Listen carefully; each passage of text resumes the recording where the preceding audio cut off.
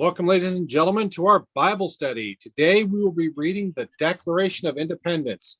Yes, it's not in the Bible, but with July 4th here, we thought it'd be a good idea. So, as you grab your Declaration of Independence, probably printed offline like I did, just a couple notes. Our goal is to show you that you can resurrect that time-honored tradition of sitting around reading the Bible, in this case, Declaration of Independence, and talking about it.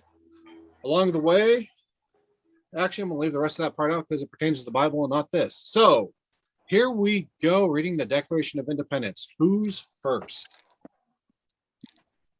In Congress, July 4th, 1776, the unanimous declaration of the 13 United States of America. When in the course of human events, it becomes necessary for one people to dissolve the political bonds that are connected them with another, and to assume among the powers of the earth the separate and equal station to which the laws of nature and nature's God entitle them. A decent respect to the opinions of mankind requires that they should declare the causes which impel them to the separation. We hold this truth to be self-evident that all men are created equal, that they are endowed by their Creator with certain unalienable rights, that among these are life, liberty, and the pursuit of happiness. That to secure these rights, governments are instituted among men, deriving their just powers from the consent of the governed, that whenever any form of government becomes destructive to these ends, it is the right of the people to alter or to abolish it, and to institute new government, laying its foundation on such principles and organizing its powers in such form as to them shall seem most likely to affect their safety and happiness. Prudence indeed will dictate that the governments long established should not be changed for light or transient causes, and accordingly all experience hath shown that mankind are more disposed to suffer while evils are sufferable, than to right themselves by abolishing the forms to which they are accustomed. But when a long train of abuses and usurpations, pursuing invariably the same object, evinces a design to reduce them under absolute despotism, it is their right, it is their duty to throw off such government and to provide new guards for their future security. Such has been the patient sufferance of these colonies, and such is now the necessity which constrains them to alter their former system of government.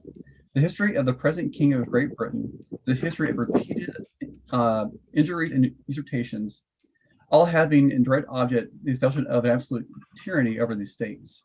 To prove this, let facts be submitted to a candid world. Okay, I think it's my turn. He has refused his assent to laws, the most wholesome and necessary for the public good. He has forbidden his governors to pass laws of immediate and pressing importance unless suspended in their operation till his assent should be obtained. And when so suspended, he has utterly neglected to attend to them. He has refused to pass other laws for the accommodation of large districts of people unless those people would relinquish the right of representation in the legislature, a right inestimable to them and formidable to tyrants only. He has called together legislative bodies at places unusual, uncomfortable, and distant from the depository of their public records for the sole purpose of fatiguing them into compliance with his measures. He has dissolved representative houses repeatedly for opposing with manly firmness his invasions on the rights of the people. He has refused for a long time after such dissolutions to cause others to be elected, whereby the legislative powers incapable of annihilation have returned to the people at large for their exercise, the state remaining in the meantime exposed to all the dangers of invasion from without and convulsions from within. He has endeavored to prevent the population of these states for that purpose obstructing the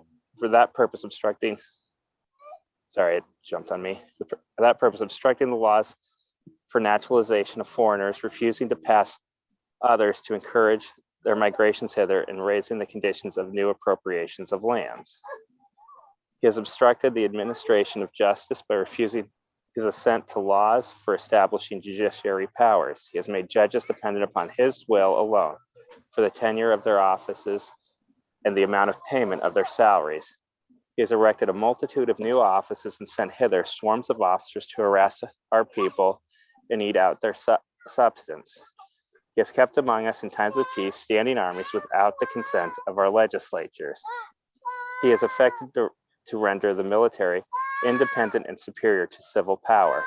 He has combined with others to subject us to a jurisdiction foreign to our Constitution and unacknowledged by our laws, giving his assent to their acts of pretend legislation, for quartering large bodies of armed troops among us, for protecting them by mock trial from punishment for any murders which they should commit on the inhabitants of these states, for cutting off our trade with all parts of the world, for imposing taxes on us without our consent, for depriving us in many cases of the benefits of trial by jury, for transporting us beyond seas to be tried for pretend offenses, for abolishing the free system of English laws in a neighboring province, establishing therein an arbitrary government and enlarging its boundaries so as to render it at once an example and fit instruction for introducing the same absolute rule into these colonies, for taking away our charters, abolishing our most valuable laws, and altering fundamentally the forms of our government, for suspending our own legislatures and declaring themselves invested with power to legislate for us in all cases whatsoever. He has abdicated government here by declaring us out of his protection and waging war against us. He has plundered our seas, ravaged our coasts, burnt our towns, and destroyed the lives of our people. He is at this time transporting large armies of foreign mercenaries to complete the works of death, desolation, and tyranny already begun with circumstances of cruelty and perfidy scarcely paralleled in the most barbarous ages and totally unworthy of the head of a civilized nation. He has constrained our fellow citizens taken captive on the high seas to bear arms against their country, to become the executioners of their friends and brethren, to fall themselves by his hands. He has excited domestic insurrections amongst us and has endeavored to bring on the inhabitants of our frontiers, the merciless Indian savages, whose known rule of warfare is undistinguished destruction of all ages, sexes, and conditions. In every stage of these oppressions, we have petitioned for redress in the most humble terms. Our repeated petitions have been answered only by repeated injury. A prince whose character is thus marked by every act which may define a tyrant is unfit to be the ruler of a free people. Nor have we been wanting in attentions to our British brethren. We have warned them from time to time of attempts by their legislator to extend an unwarrantable jurisdiction over us. We have reminded them of the circumstances of our emigration and settlements here. We have appealed to their native justice and magnanimity, and we have conjured them by the ties of our common kindred to disavow these usurpations, which would inevitably interrupt our connections and correspondence. They too have been deaf to the voice of justice. I'm sorry, this is going to take me a little bit. And of consanguinity. We must therefore acquiesce in the necessity which denounces our separation and hold them, as we hold the rest of mankind, enemies in war, in peace, friends. We therefore, the representatives of the United States of America in General Congress, assembled, appealing to the Supreme Judge of the world for the rectitude of our intentions due in the name and by authority of the good people of these colonies, solemnly publish and declare that these united colonies are and of right ought to be free and independent states, that they are absolved from all allegiance to the British Crown, and that all political connection between them and the state of Great Britain is and ought to be totally dissolved, and that as free and independent states, they have full power to levy war, conclude peace, contract alliances, establish commerce, and to do all other acts and things which independent states may have right do. And for the support of this declaration, with a firm reliance on the protection of divine providence, we mutually pledge to each other our lives, our fortunes, and our sacred honor. Boy, them founding fathers sure were dumb. My goodness, the words these guys used. This was common language back then. I mean, those words still have meaning today. That's just nuts. I gotta look that one up. I thought I was smart till I read this. What was that one? Consanguinity. What does that word mean? Can anybody look that one up for me? Yeah, I can look that one up for you.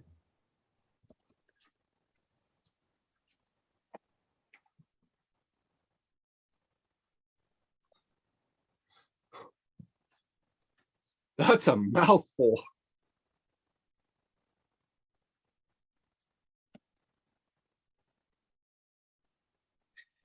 Relationship by descent from a common ancestor, kinship, close relation or connection. Oh man, so that's like our cousins attacking us. Well, okay. So the sentence is, they too have been deaf to the voice of justice and consanguinity. So they've been deaf to the voice of justice and the fact that we are kin, that we are neighbors, that we have a common heritage. Okay. Oh my goodness. Ladies and gentlemen, I welcome you to read the Declaration of Independence for yourselves.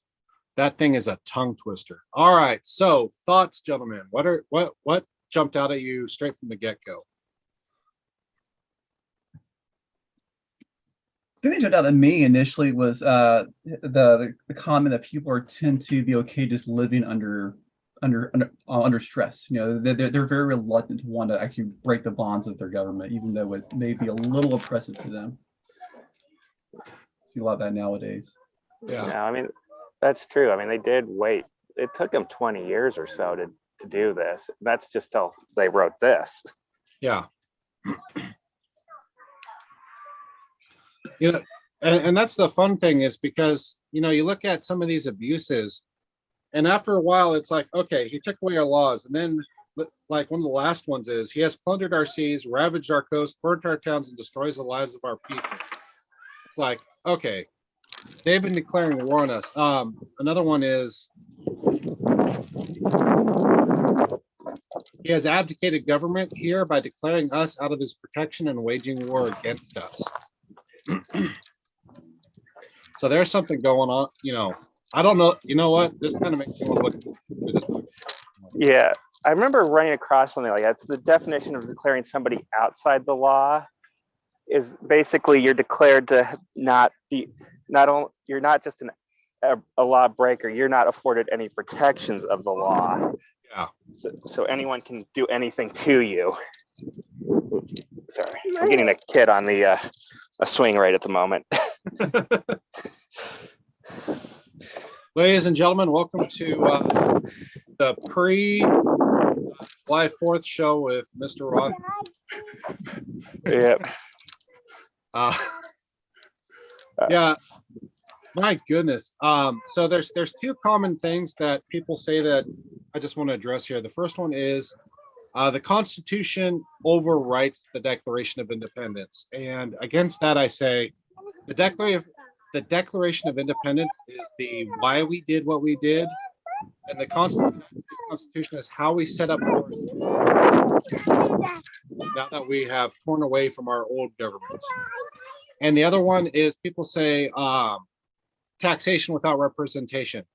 That is item number 17 on a list of, I think, 26 or 28. That is not the top 3. That's not the top 10.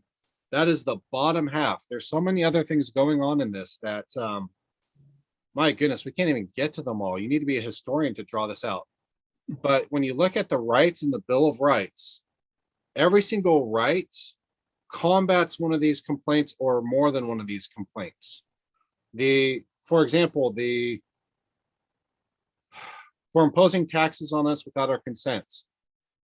They set up the Senate in order to have representatives to consent to taxes. So I'm getting caught under the collar again. Sorry, Florida person. So any more thoughts from you guys on this?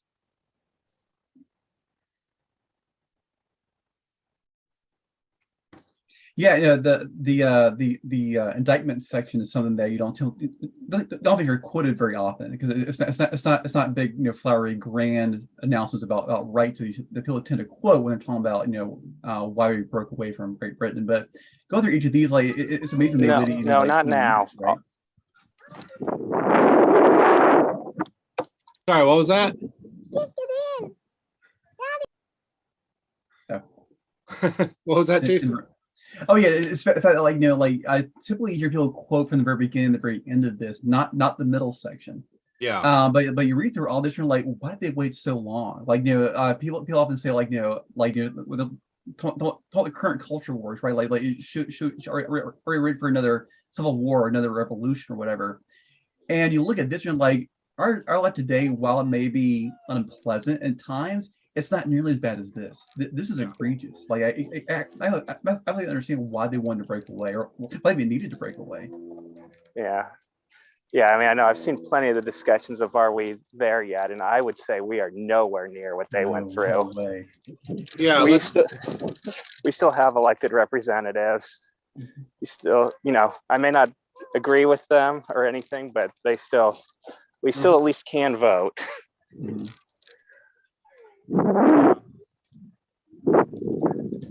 well, and there's.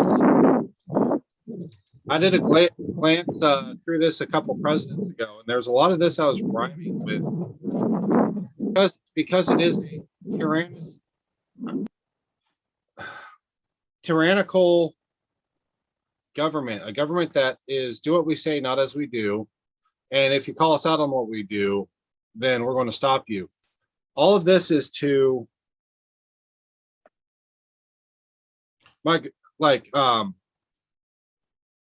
he has erected a multitude of new offices and sent hither swarms of officers to harass our people and eat out their substance.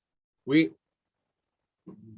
saw that with executive orders, a bunch of new offices, a bunch of new IRS agents, a bunch of new federal government facilities that are involved in everyday life. We just have a story about the FDA shutting down a plant, what was it, baby formula plant? Mm-hmm. Yeah. And they're not sure it was the baby formula plant that caused the problem. And that's led to all these problems as well. So if you want to have fun, try to name all of the federal departments and agencies. If you want to talk a multitude of offices. Wow. Yeah. Yeah, but just remember, at least it was, somebody who, can be, told no, and whether a Congress decides to do anything or not is, a different thing. But it's definitely not somebody far away who we have no control over whatsoever. And the other thing that doesn't get brought up much, and that I was realizing in the Declaration of Independence, is, they talk about their charters being dissolved. Mm-hmm. That was a big thing, and because they had specific rights guaranteed, specific legislative things, and I don't remember all the details, but many of them were just dissolved by the king so that he could do what he wanted. Mm-hmm. Not even pretending to get rid of them. He just got rid of them entirely. Now I'm going to ignore you. It's like, you don't exist anymore. And if you make a fuss, I'll send some officers over and talk to you. So. Yeah, I mean that would be the equivalent of the federal government today coming in and saying your state constitution is no longer valid. We're throwing that away and force you to live under this set of rules. Yeah. Or actually, here's one. Well, and this is what we've kind of seen in the Supreme Court, some of the cases. There's one in here where he forms a body here and then increases its territory to govern an area that's already had this governance over here. So not only has he dissolved it, he's taken one territory with people he likes and makes it in control of that territory too. That sounds like gerrymandering, honestly, straight from the get-go. That sounds a little bit like gerrymandering, but also when you see something get taken to the Supreme Court and become the law of the land, when it was really something that was just in one state, that's that's what they were kind of fighting against, is that he would, the king, in our case now our federal government, would take one small law and make it the law of the land when it only applied to certain areas. So I don't know where I'm going with that too much. No. Shall we wrap this up with final thoughts?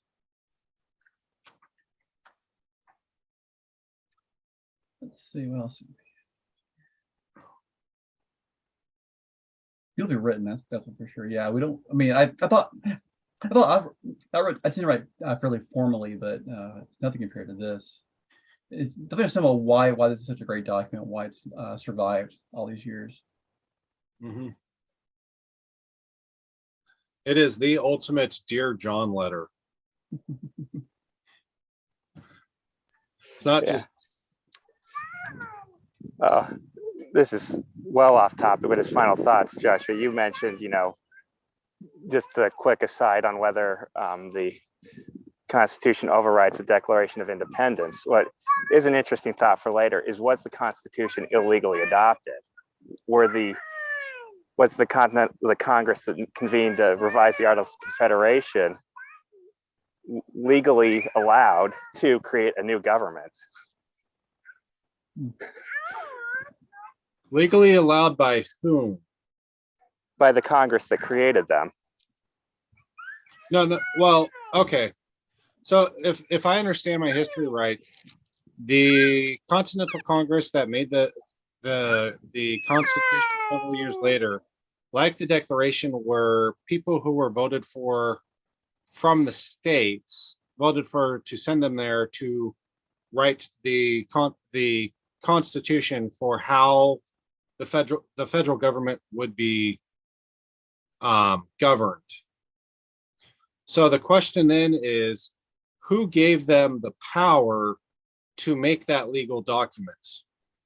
So the Constitution is a legal document that is a contract between the federal government and the states and the people. So the question is, who gave them the power to do that? So if it was the people and it's for governing the people, it's a legal document. But if it's supposed to have come from the king, I guess Britain can say it's an illegal document because the crown did not say it's a good. Is that what you're getting at? No. So when the Congress met and they wrote the Constitution of the United States, they were only empowered to revise the Articles of Confederation. Yeah. So did they have power to dissolve those articles and write an entirely new one? Obviously, they kind of did because they succeeded. I think the history on it is with the Declaration that, or sorry, the Constitution is that the Constitution still had to be picked up by the states. It had to be voted on by the states themselves. So it wouldn't have just been those guys in that group coming together and saying, you know what, these Articles of Confederation suck. We need a new document. Let's just say they did that. They suck. We need a new document. They write the new documents. They send it to the states. The states themselves still have to vote on it to cancel out the Articles of Confederation and move in this new document. So they were not given the power to make the legislation for the land. They were given the power to author it. Does that make sense? Yes, no, it does. I just have the issue is whether they could legally even create that document that they did. The states obviously decided they did. Yeah. But if they met today, there would be a whole lot of fighting over whether they even had the power to do what they did. Yeah. The other side issue is the other thing is back then people were because it was all over on the East Coast, people were a lot more easily kept abreast of what was happening in that convention. And we know for the Declaration of Independence, there were recall elections that happened in a matter of weeks. So I forget which state it was, but they were going to vote against secession from the crown. And they had a recall election, got all the guys who were going to vote no, and sent new guys in that were going to vote yes. So there was a very quick turnaround on recall elections for this. So if they weren't doing something inside of their purview, the state themselves can say, hey, our representatives in there are not doing what we told them to do. We don't like what they're doing, even if they are off script. We need to bring them back and put people back in there who are doing the right thing. I know it's complicated, but it's a very complicated system, and this is what came out of it. Yeah. Does that answer your question? Well, Probably. I mean, it was more just a thought question of, Yeah. What would have happened if, they got out and then somebody was like, you know what, they don't have the power to do this, threw the document in the trash, and then sent another committee. Yeah. Well, they could have too. In fact, I think that's what they did with the Bill of Rights. Is they said the Constitution did not go far enough. We need to add certain amendments, and that's where the Bill of Rights come in. The first through 10th amendments. Yeah. As somebody who sat, I like to take this time to apologize to wall builders. I sat through your class, and I don't know that. But yeah. So not only was it voted on by the states themselves, it was then acted upon, and then they sent people back in order to adjust it. I need to close my door real quick.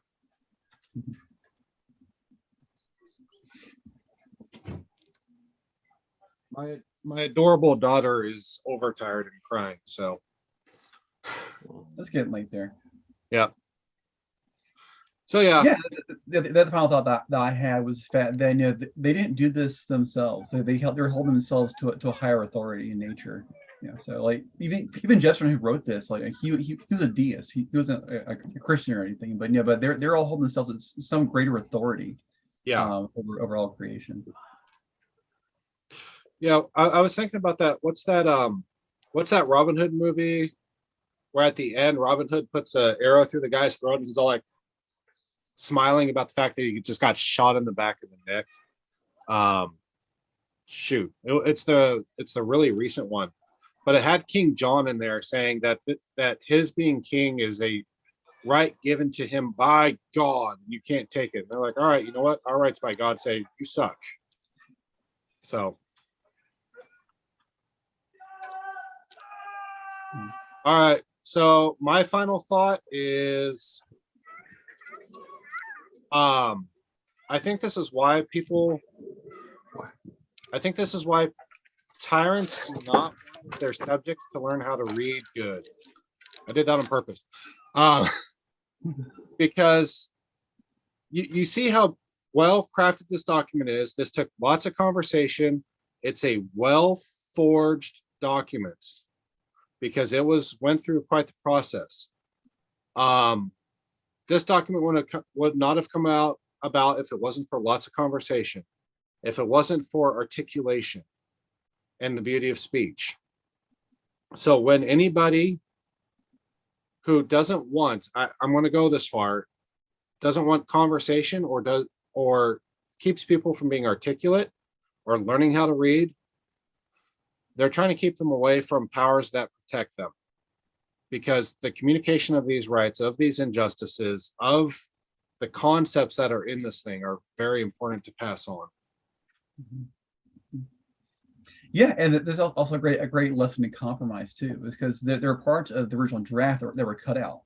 Mm-hmm. And that was because they already decided that they had to have unanimous agreement to secede from Great Britain and declare independence.